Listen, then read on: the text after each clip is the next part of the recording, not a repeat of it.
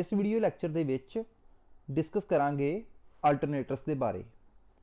Alternators एक machine है, electrical machine है जिहड़ी मकैनिकल पावर नूं AC electrical power they which convert करदी है। कि ये इलैक्ट्रिकल डिवाइस है या फिर मशीन है। An alternator is a device which converts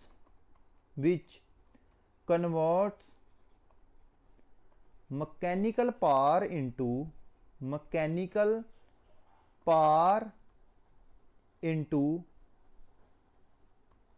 AC electrical power,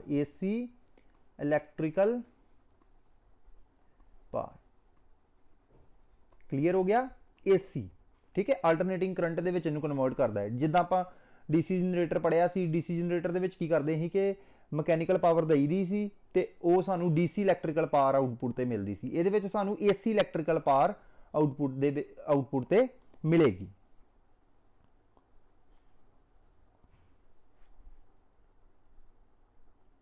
okay, an alternator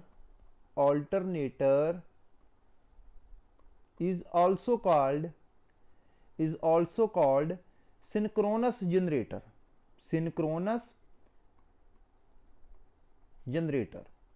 alternator नूं सिंक्रोनस जनरेटर भी कहंदे आ।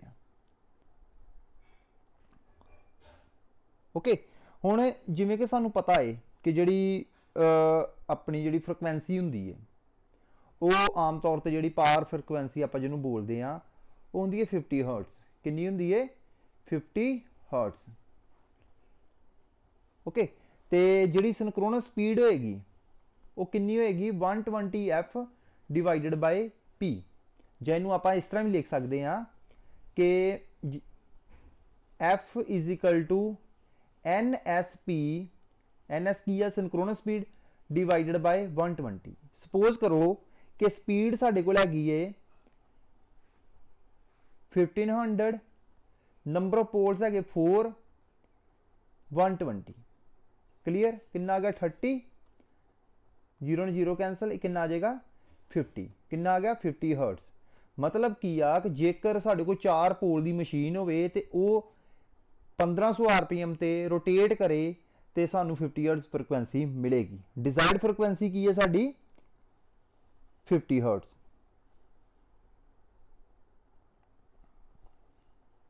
ओके, तो ये सानू ज़्यादातर जरूरत किस चीज़ की पेगी? स्पीड नूं आपां किद्दां फाइंड करांगे? स्पीड नूं आपां फाइंड करांगे NS सिंक्रोनस स्पीड कहंदे आ is equal to 120 F divided by P।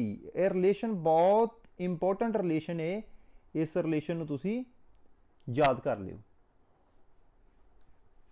Okay, हुण फ्रिक्वेंसी तो आम तौर पर जी 50 हर्ट्स की रहनी आ। नंबर ऑफ पोल्स नूं तुसीं घट वध कर सकते जी।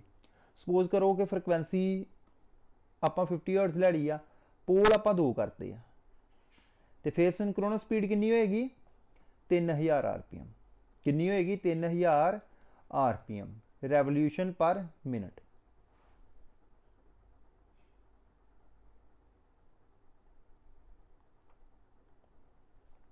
Okay, 3000 RPM।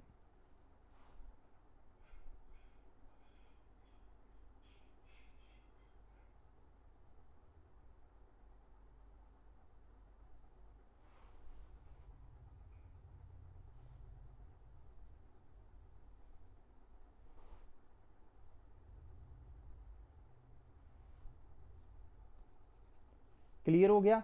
इस तरीके दे नाल जेकर आप नंबर ऑफ पोल्स की गिनती बढ़ा के 6 कर दिए फिर कितना आ जाएगा?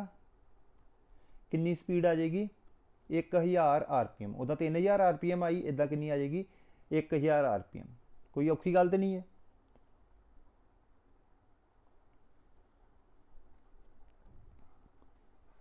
हुण अल्टरनेटर वा जिद्दां मान लो साडे कोल आम तौर पर किहड़े अल्टरनेटर होणगे? 3 फेज अल्टरनेटर। किहड़े होणगे? 3 फेज अल्टरनेटर। 3 phase alternator. हुण 3 फेज अल्टरनेटर की हो गए?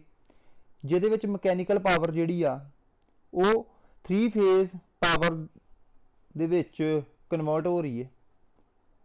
ਓਕੇ, AC 3 ਫੇਜ਼ ਦੇ ਵਿੱਚ, ਠੀਕ ਹੈ, converts mechanical power into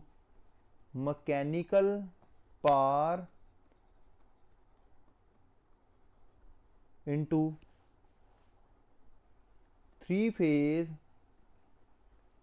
phase power.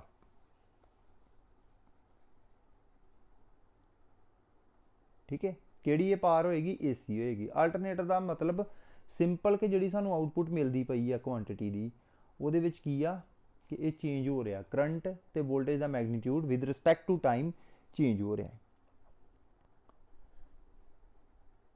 जे ये आप ला दी यूज़ करिए, किहड़ा ला यूज़ होएगा?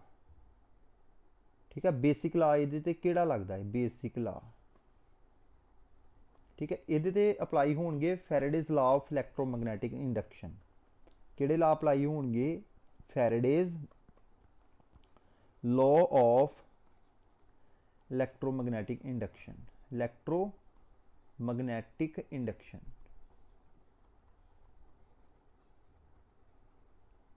इलैक्ट्रोमैग्नैटिक इंडक्शन। फैराडेज दे दो ला ने। ठीक है, फर्स्ट ला की कहता है, van ever a conductor cuts by the magnetic flux, cuts by the magnetic field और फ्लक्स, मैग्नेटिक फील्ड और flux, an EMF is induced in the conductor, an EMF is induced in the conductor, first law. ठीक है, second ला ਇਹਦਾ ਕੀ ਕਹਿੰਦਾ ਹੈ ਫੈਰਾडेज ਦਾ? क्योंकि दो ला सानू पता होने जरूरी आ, क्योंकि ਜਦੋਂ भी अल्टरनेटर ने फील्ड ਜਿਹੜੇ अल्टरनेटर ਦੇ ਵਿੱਚ कंडक्टर्स ਹੋਣਗੇ आर्मेचर ਦੇ, ਜਦੋਂ ਵੀ ਉਹ ਫੀਲਡ ਦੇ ਨਾਲ ਕੱਟ ਕਰਨਗੇ ਤੇ ਉਹਨਾਂ ਕੰਡਕਟਰਸ ਦੇ ਵਿੱਚ EMF ਇੰਡਿਊਸ ਹੋ ਜਾਏਗੀ, ਆਰਮੇਚਰ ਕੰਡਕਟਰਸ ਦੇ ਵਿੱਚ EMF ਇੰਡਿਊਸ ਹੋ ਜਾਏਗੀ according to Faraday's law, Faraday's laws of electromagnetic induction. Second law ਕਹਿੰਦਾ ਵਾ, ਹੁਣ ਇਹਦੇ ਵਿੱਚ EMF ਦੀ ਆਪਾਂ ਗੱਲ ਕਰਨੀ ਆ। ਠੀਕ ਹੈ, ਦੀ EMF ਇੰਡਿਊਸਡ ਇਨ ਜਾਂ ਇੱਥੇ ਲਿਖ ਦਿੰਦੇ the magnitude of EMF induced in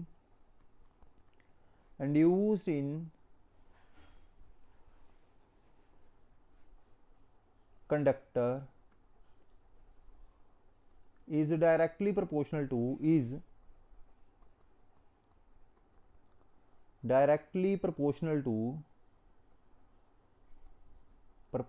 to rate of change of flux linkage, rate of change of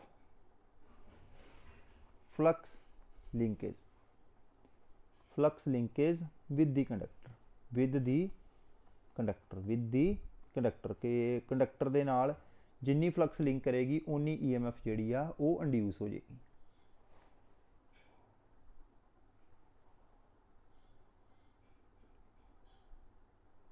okay, clear हो गया ना? ये कोई प्रॉब्लम तो नहीं? नेक्स्ट है कंस्ट्रक्शन।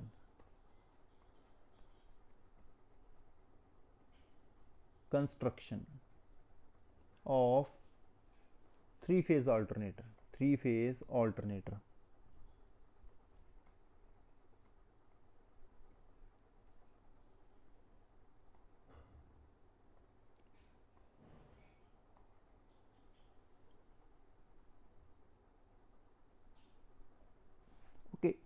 जिद्दां आपां इंडक्शन मोटर की गल की है, उस तरीके दे नाल अल्टरनेटर के भी दो मेन पार्ट होणगे।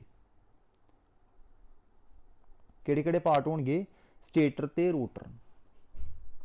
ठीक है, किहड़े होणगे? स्टेटर किहड़ा हुंदा है? Stationary part. Stationary part, clear, stationary part of the machine. ਹੁਣ ਇਹਦੇ ਵਿੱਚ ਕੀ ਹੋਏਗਾ, ਇਹਦੇ ਵਿੱਚ ਇੱਕ ਹੋਏਗਾ ਆਊਟਰ ਫਰੇਮ। ਜੇ ਆਪਾਂ ਇਹਦੀ ਗੱਲ ਕਰੀਏ ਫਸਟ ਕੀ ਹੋਏਗਾ, outer frame. Outer frame, outer frame ਆਪਾਂ ਪਹਿਲਾਂ ਪੜ੍ਹ ਚੁੱਕੇ ਹਾਂ, ਡੀਸੀ ਮਸ਼ੀਨ ਵੀ ਪੜ੍ਹ ਚੁੱਕੇ ਹਾਂ, ਇੰਡਕਸ਼ਨ ਮੋਟਰ ਵੀ ਪੜ੍ਹ ਚੁੱਕੇ ਹਾਂ। ਆਊਟਰ ਫਰੇਮ ਦਾ ਕੰਮ ਕੀ ਹੁੰਦਾ ਕਿ ਜਿਹੜੇ ਇੰਟਰਨਲ ਪਾਰਟਸ ਹੁੰਦੇ ਨੇ ਉਹਨੂੰ ਮਕੈਨੀਕਲ ਇੰਜਰੀ ਤੋਂ ਬਚਾਉਣਾ, ਤੇ ਨਾਲ ਦੀ ਨਾਲ ਇਹ ਕੀ ਕਰਦਾ ਹੈ ਕਿ ਜਿਹੜੇ ਇਨਰ ਪਾਰਟਸ ਨੇ ਜਿੱਦਾਂ ਸਲੋਟਸ ਵਗੈਰਾ ਨੇ ਸਟੇਟਰ ਦੀਆਂ ਉਹਨੂੰ ਸਪੋਰਟ ਦਿੰਦਾ ਹੈ। ਆਊਟਰ ਫਰੇਮ ਦਾ ਕੰਮ ਇਹ ਹੁੰਦਾ ਹੈ। फिर दूजे नंबर पर जो गल करते हैं वह हैगा stator core. Stator core, stator core वो पार्ट होंदा है जिथे आपां वाइंडिंग नहीं बाउंड करते हैं, जिहड़ी वाइंडिंग हुंदी है साडे कोल उहनूं आपां बाउंड करना है, उहनूं कहंदे ने स्टेटर कोर। ठीक है, स्टेटर कोर वास्ते किहड़ा मटीरियल आपां यूज़ करते हैं, इहदे वास्ते भी जे आपां देखिया जाए दो तरह के मटीरियल यूज़ करते हैं। For large machine fabricated steel use करते हैं, फैब्रिकेटेड स्टील। दूजा की है for small machine, small machines, ये कास्ट आयरन यूज़ करते हैं, कास्ट आयरन यूज़ करते हैं, कास्ट आयरन यूज़ करते हैं। स्टेटर कोर ये वास्ते किहड़ा मटीरियल यूज़ करते हैं आप, laminated silicon steel, laminated silicon steel, silicon steel. Okay, ये तुहानूं दस्सिया ही आ लैमीनेशंस क्यों यूज़ कीतियां जांदियां ने, to reduce eddy current losses, to reduce eddy current losses, eddy current losses नूं घटाउण वास्ते आपां लैमीनेशंस यूज़ करते हैं, eddy current losses. Okay, silicon steel का क्यों यूज़ किया जाता है, सिलीकॉन स्टील का यूज़ इस करके करते हैं आपां to reduce hysteresis losses, hysteresis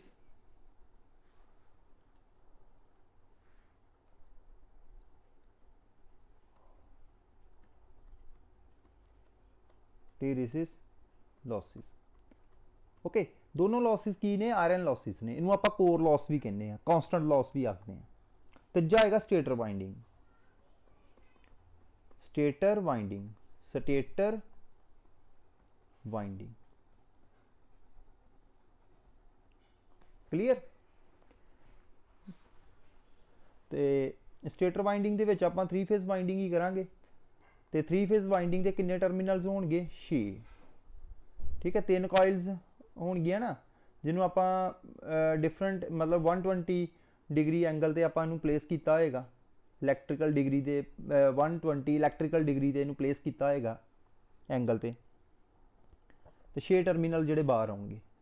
इत्थों ही आपां देख लांगे कि आउटपुट तो सानू मतलब 3 टर्मिनल चाहिए होंगे आ, तो उस हिसाब नाल आपां इहदी वाइंडिंग कर लांगे। ठीक है, स्टार डेल्टा जो भी है। ओके, जिहड़ा दूसरा पार्ट है वह हैगा रोटर। रोटर, रोटर की होंदा है rotating part of the machine, rotating part of the machine. ये की है, rotating part of the machine. हुण रोटर होंदे साडे कोल दो तरह के, रोटर किन्ने तरह के होणगे, there are 2 types of rotor. एक होंदा salient pole type, salient pole type. Okay, salient pole type, salient pole type rotor वो रोटर होंगे जिहदे विच पोल सानू सामने नज़र आ जाते हैं।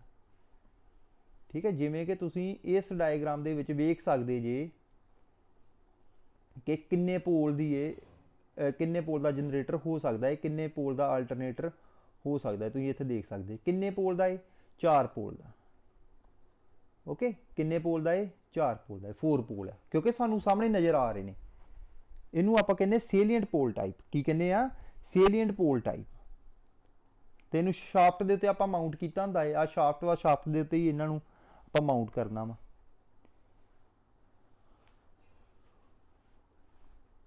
ओके, तो ये जिहड़े साडे कोल इदां दा मतलब जिहड़े सेलीएंट पोल टाइप जिहड़े अल्टरनेटर होणगे ਉਹਨੇ ਜਿਹੜਾ ਡਾਇਆਮੀਟਰ, ਜਾਂ ਆਪਾਂ ਰੋਟਰ ਦੀ ਇਕੱਲੀ ਗੱਲ ਕਰੀਏ, ਜਿਹੜਾ ਡਾਇਆਮੀਟਰ ਹੈ ਉਹ ਹੁੰਦਾ ਹੈ ਲਾਰਜ। ਡਾਇਆਮੀਟਰ ਕੀ ਹੁੰਦਾ ਇਹਨਾਂ ਦਾ?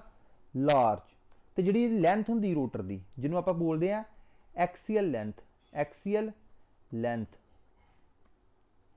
ਉਹ ਹੁੰਦੀ ਹੈ ਸਮਾਲ। ਐਕਸੀਅਲ ਲੈਂਥ ਕੀ ਹੁੰਦੀ ਹੈ? ਸਮਾਲ। मतलब कि ਇਹ ਰੋਟਰ ਮੋਟਾ ਹੋਏਗਾ ਬਟ ਇਹਦੀ ਜਿਹੜੀ ਲੈਂਥ ਹੋਏਗੀ ਰੋਟਰ ਦੀ ਉਹ ਛੋਟੀ ਹੋਏਗੀ। ਸਿੱਧੀ ਗੱਲ ਕਿ ਆ मतलब ਐਕਸੀਅਲ ਲੈਂਥ ਜਿਹੜੀ ਆ ਉਹ L ਹੋਏਗੀ ਤੇ ਇਹ ਹੋਏਗਾ ਏਰੀਆ, मतलब ਉਹਦਾ ਜਿਹੜਾ ਡਾਇਆਮੀਟਰ D।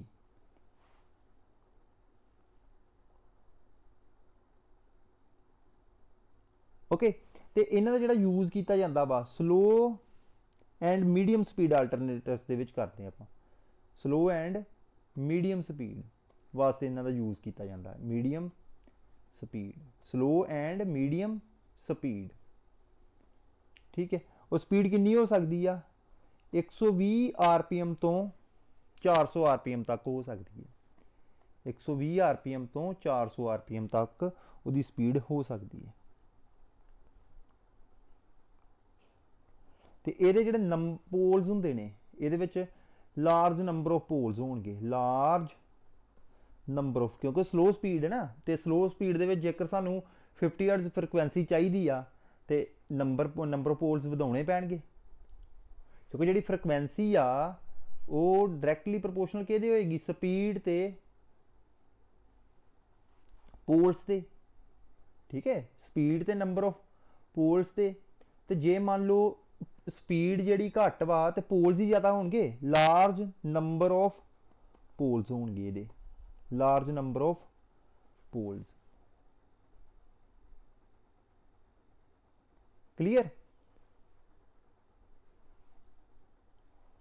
ਜਿਹੜੀ ਦੂਸਰੀ ਟਾਈਪ ਹੈ ਰੋਟਰ ਦੀ ਉਹ ਹੈਗੀ ਨॉन ਸੇਲੀਐਂਟ ਪੋਲ ਟਾਈਪ ਰੋਟਰ। ਨॉन ਸੇਲੀਐਂਟ पोल टाइप रोटर, पोल टाइप रोटर।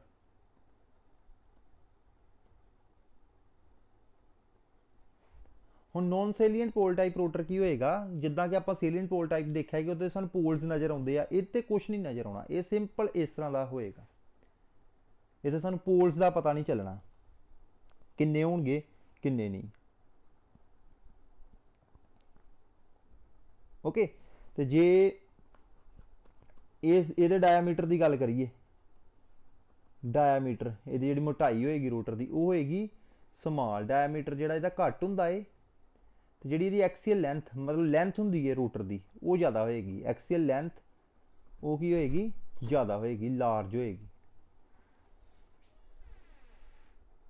ਐਕਸੀਅਲ ਲੈਂਥ ਕੀ ਹੋਏਗੀ? ਜ਼ਿਆਦਾ ਹੋਏਗੀ। ਤੇ ਨੰਬਰ ਆਫ ਪੋਲਸ ਇਹਦੇ ਘੱਟ ਹੋਣਗੇ, ਠੀਕ ਹੈ। ਨੰਬਰ ਆਫ ਪੋਲਸ ਉਹ ਕੀ ਹੋਣਗੇ? ਲੈਸ। ਨੰਬਰ ਆਫ ਪੋਲਸ ਘੱਟ ਹੋਣਗੇ। ਇਹਨੂੰ ਆਪਾਂ ਯੂਜ਼ ਕਰਦੇ ਆ ਹਾਈ ਸਪੀਡ ਆਲਟਰਨੇਟਰਸ ਦੇ ਵਿੱਚ। ਹਾਈ ਸਪੀਡ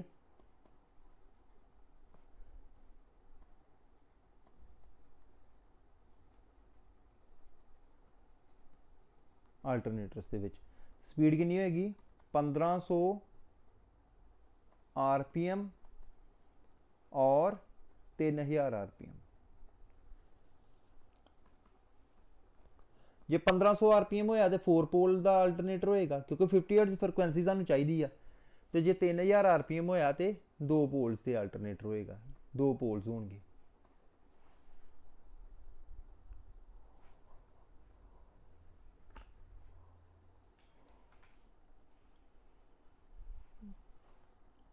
ठीक है, नैक्सट है वर्किंग। वर्किंग तुहानूं मैं दस ही दी है, फैराडेज जिहड़ा फस्ट लॉ उच ही दसती है कि जदों फील्ड दे विच, क्योंकि जिहड़ा फील्ड सिस्टम आ वो पोल्स के उत्ते माउंट हुंदा वा, ठीक है। जिहड़ा फील्ड, क्योंकि सानूं जनरेशन वास्ते फील्ड चाहिए ना, तो फील्ड सिस्टम रोटर ते होएगा। तो जो रोटर घूमेगा तो जिहड़े स्टेशनरी कंडक्टर्स होणगे उहदे नाल कट करेगा। ਜਦੋਂ ਉਹਦੇ ਨਾਲ ਕੱਟ ਕੀਤਾ, ਜਦੋਂ ਫੀਲਡ ਨੇ ਸਟੇਸ਼ਨਰੀ ਕੰਡਕਟਰਸ ਦੇ ਨਾਲ ਕੱਟ ਕੀਤਾ ਤੇ ਕੰਡਕਟਰਾਂ ਦੇ ਵਿੱਚ EMF ਇੰਡਿਊਸ ਹੋ ਜਾਏਗੀ। ਜਿਹੜੀ ਇਸ ਤਰੀਕੇ ਨਾਲ EMF ਇੰਡਿਊਸ ਹੁੰਦੀ ਆ ਉਹਨੂੰ ਕਹਿੰਦੇ ਨੇ ਡਾਇਨਾਮਿਕਲੀ ਇੰਡਿਊਸਡ EMF। ਕੀ ਆਖਦੇ ਨੇ? Dynamically induced EMF। Dynamically induced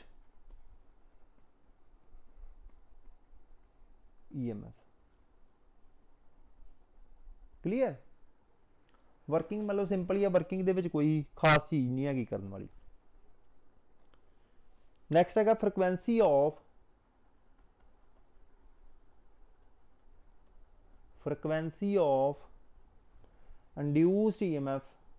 induced EMF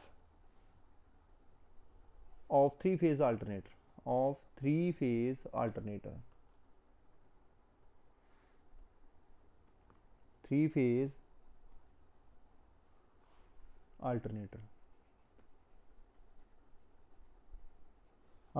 ठीक है। F frequency is equal to NP divided by 120। ठीक है। फ्रिक्वेंसी स्पीड ते डिपेंड करेगी तो नंबर ऑफ पोल्स से डिपेंड करेगी।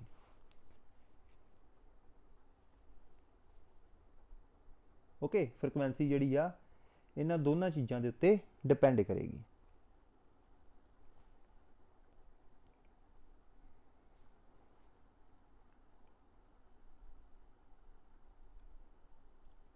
ठीक है, तो मैं लिख देना वा frequency of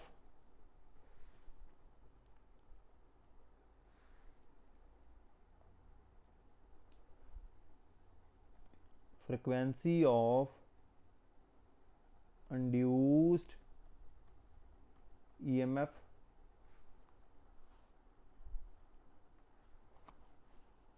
depends upon number of poles and speed of the rotor। depends upon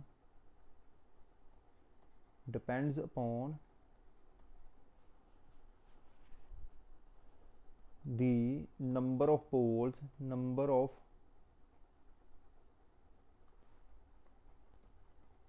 poles and speed of the rotor।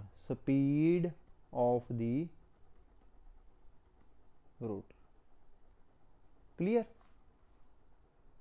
Okay, बाकी जिहड़ा पार्ट है वो आपां नैक्सट लैक्चर दे विच कवर करांगे।